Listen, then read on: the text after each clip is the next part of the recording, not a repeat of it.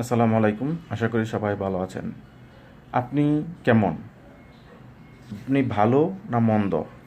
সেটার লক্ষ্য বিবেচনা করা হবে প্রতিবেশীর জাজমেন্টের উপরে।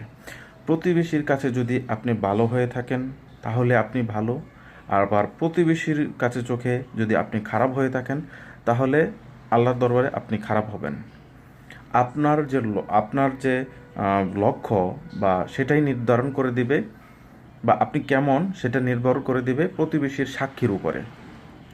এখন বর্তমান সময়ে এসে আমরা প্রতিবেশী কাকে বলে, কিভাবে প্রতিবেশী নির্ধারিত হয়, বা প্রতিবেশীর কাছে কি ব্যবহার করতে হবে, বা প্রতিবেশীরাই আমাদের সাথে কি ব্যবহার করবে আমিও জানি না, আবার প্রতিবেশীরাও জানে না।